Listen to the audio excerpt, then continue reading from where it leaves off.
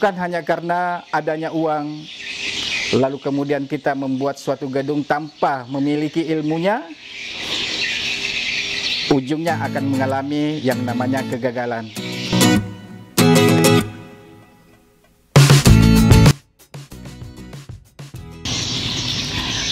Oke, selamat sore sahabat Wallet Fitron Indonesia. Masih bersama dengan tim markaswallet.com dan Fitron Indonesia di Kalimantan Tengah, tepatnya di Kecamatan Samuda. Oke, sahabat Wallet Indonesia, sore hari ini kami akan menjelaskan bagaimana membangun sebuah gedung yang efektif dan bisa produktif. Yang pertama, sahabat Wallet khususnya para pemula yang ingin mengembangkan usaha di bidang budidaya Wallet, yang pertama dari sektor lokasi. Sektor lokasi itu menjadi faktor utama yang menentukan bagaimana salah satu gedung atau suatu gedung itu bisa berhasil atau tidak. Terus yang kedua, bagaimana merancang atau mendesain sebuah gedung agar supaya gedung tersebut bisa mendapatkan kunjungan-kunjungan dari burung walet dan disukai. Posisi gedung, lokasi gedung, lalu kemudian bagaimana posisi dan penempatan lubang masuk burungnya, LMB. Tentu itu menggunakan atau harus menggunakan sesuatu pemikiran yang luar biasa.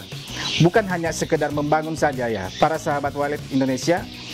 Bukan hanya karena adanya uang, lalu kemudian kita membuat suatu gedung tanpa memiliki ilmunya, ujungnya akan mengalami yang namanya kegagalan atau kegalauan. Sahabat Wallet Fitron Indonesia dan markaswallet.com dimanapun Anda berada di seluruh Indonesia, untuk menempatkan suatu posisi lubang masuk burung atau LMB, itu kita harus memperkirakan atau memikirkan. Yang pertama, arah burung walet pulang kandang. Terus arah matahari. Nah, ini semua menjadi faktor eksternal yang harus kita pikirkan terlebih dahulu sebelum kita mendirikan semua bangunan RBW. Karena kenapa? Faktor eksternal ini yang menjadi faktor yang utama juga ketika kita ingin membangun suatu gedung, agar supaya betul-betul faktor eksternal ini bisa menunjang keberhasilan gedung setelah nanti berhasil kita bangun. Itu yang pertama. Ini terkait lagi mengenai faktor internal gedung itu sendiri. Nah, ketika kita sudah meletakkan sebuah lubang masuk burung atau bangunan yang menggunakan RM atau istilahnya dalam dunia perwaletan adalah rumah monyetan, Anda letakkan LMB di posisi mana aja tidak ada masalah. Mau di posisi di depan, mau posisi samping kiri, kiri dan kanan, boleh, tak ada masalah. Namun dengan demikian itu, kita harus menyesuaikan kondisi void yang ada di dalam gedung itu sendiri. Karena kenapa? Posisi LMB atau void ini yang akan menentukan jalur manuver burung walet di dalam gedung. Kebanyakan para pemula asal meletakkan LMB saja. Ada yang membuat LMB-nya di sebelah kanan, ada yang di sebelah kiri, ada yang lurus, ada yang menggunakan void zigzag, ada yang menggunakan void tangga. Itu sebenarnya tak ada masalah. Yang jadi masalah kalau para teman-teman pembudidaya ini melakukan penyekatan yang salah, sehingga mempersulit manuver burung walet ketika memasuki LMB, turun ke void, lalu kemudian memasuki ke ruang inap. Ini yang terkadang menjadi fenomena, menjadi sebuah pertanyaan. Karena kenapa? Pandangan pertama burung walet ketika ingin memasuki ruang inap itu adalah yang namanya central void atau transit, di mana burung walet tersebut itu akan bermanuver di dalam void lalu kemudian dia akan menerobos masuk ke dalam ruang inap.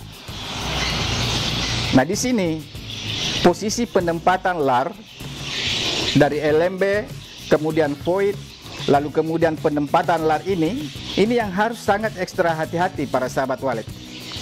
Mengapa demikian? Mengapa penempatan LAR ini sangat penting sekali?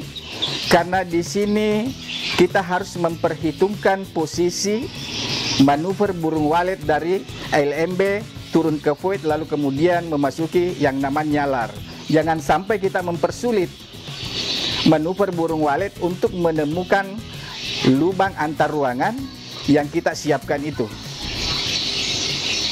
Nah, setelah burung walet memasuki suatu gedung, ketika akan menerobos masuk ke dalam ruang inap, ada hal yang sangat penting sekali yang sering terlupakan oleh para pembudidaya, yaitu suara tarik. Suara tarik di sini banyak yang menganggap bahwa itu hal yang sepele. Padahal suara tarik ini adalah suara penuntun atau suara yang bisa memandu burung walet itu untuk memasuki sebuah ruangan. Contoh, misalkan di LMB, ketika burung walet sudah merespon LMB, suara yang di LMB atau lubang masuk burung itu, ketika memasuki void, maka ada tarik void.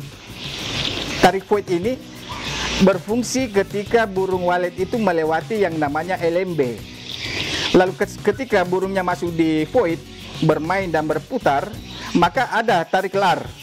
Tarik LAR inilah yang akan menggiring burung untuk memasuki yang namanya ruang inap. Atau istilah Inggrisnya itu, istilah bahasa Sangsekertanya itu nesting room, ya, ruangan untuk beristirahat. Suara tarik ini harus betul-betul fokus. Ada yang asal menempatkan banyak gedung-gedung yang kita lakukan investigasi, gedung-gedung galau yang kita sudah rehab, itu penempatan suara tariknya itu gagal fokus. Sehingga burung walet hanya masuk bermain, masuk LMB, keluar lagi, masuk LMB ke void, keluar lagi. Kenapa? Tarik LAR-nya tidak berfungsi. Ini kebanyakan yang kita temukan. Ada juga yang tidak menggunakan suara tarik sama sekali. Jadi ketika burung walet memasuki void, suara tarik LAR itu harus fokus, betul-betul fokus. Ketika burung walet memasuki LAR menuju ke ruang inap, maka diperlukan lagi suara tarik dalam. Ya, kalau gedungnya agak memanjang, itu diperlukan suara tarik di dalam. Itu agar supaya burung waletnya bisa tergiring ke sana. Karena kenapa? Ketika burung walet sudah melewati LAR atau tarik LAR masuk ke dalam ruang inap, maka harus ada suara yang menuntun dari belakang.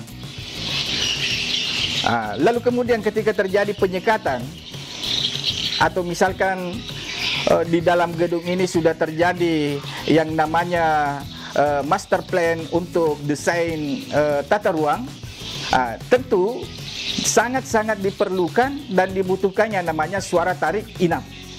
Suara tarik inap ini berada di dalam ruangan yang sudah dilakukan penyekatan. Hati-hati teman-teman pemula pembudidaya walet, melakukan penyekatan di dalam gedung harus ekstra hati-hati. Karena kenapa? Banyak yang harus kita pertimbangkan. Yang pertama, kita harus mempertimbangkan manuver burung walet, jalur, lalu kemudian sirkulasi udara, lalu kemudian bagaimana kita memudahkan burung walet itu menemukan kembali kondisi atau tempat yang ditempati ia bersarang atau menginap. Bukan hanya asal sekedar menyekat saja. Maka trik dan teknik di dalam tata ruang itu memang sangat susah sekali, sangat sulit sekali. Beda kalau kita berada atau gedungnya itu berada di tempat yang memang tidak perang suara, RBW tunggal. Oke, Anda tidak melakukan penyekatan atau tidak melakukan strukturisasi, harmonisasi tata suara dan tata ruangan, itu tidak ada masalah. Tetapi ketika RBW Anda berada di lokasi perang suara, perang gedung, gedungnya berderet, lalu kemudian Anda tidak meletakkan tata suara dengan tata ruang yang benar, nol. Hasilnya akan nol. Mengapa demikian? Karena kenapa? Kenyamanan dan keamanan burung walet di dalam gedung itu tidak terpenuhi. Nah, sehingga ketika gedung-gedung yang lain ini terpenuhi tata ruang dan tata suaranya, lalu kemudian burung walet itu akan berpindah ke sana.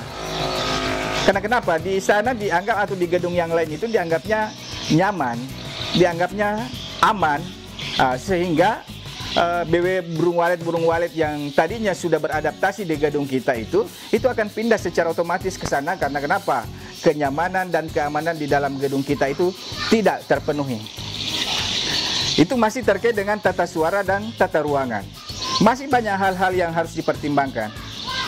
Apalagi suhu. Suhu dan kelembaban itu sangat mempengaruhi juga. Apa efek daripada suhu? Suhu yang dominan atau suhu yang paling disukai itu antara 26 sampai dengan 30 derajat Celcius. Kelembaban antara 80 sampai dengan 90 tingkat kelembaban yang disukai oleh burung walet itu. 80 sampai 90% kelembaban itu adalah normatif di dalam gedung itu sendiri. Jadi teman-teman para petani dan pembudidaya walet seluruh Indonesia, ketika ingin membuat gedung, maka perhatikanlah faktor-faktor utama yang menjadi penentu keberhasilan suatu gedung itu. Mulai dari penempatan LMB, lalu kemudian ukuran void, penempatan lar, lalu kemudian penyusunan suara tarik, penempatan suara inap, lalu kemudian bagaimana membuat lubang antar lantai ketika gedungnya itu memiliki ketinggian misalkan 1 sampai 5 lantai. Harus ada lal yang menghubungkan antar lantai. Jangan hanya mengandalkan void. Ya, void, ketika LMB masuk ke void, itu burung tidak langsung akan terjun ke bawah. Dengan adanya lal di setiap lantai, itulah yang akan menghubungkan setiap lantai agar memudahkan burung walet itu untuk menemukan bahwa di sini ada lantai ini, lantai 3, lantai 2, lantai 1. Fungsi lal di situ untuk memudahkan burung walet untuk menjelajahi seluruh ruangan dan seluruh lantai yang ada di dalam gedung itu. Demikian tadi penjelasan mengenai tata cara budidaya walet yang baik, efektif agar bisa produktif. Untuk konsultasi pembangunan gedung walet, rancangan desain gedung walet, bisa hubungi markaswalet.com di bawah ini. Terima kasih.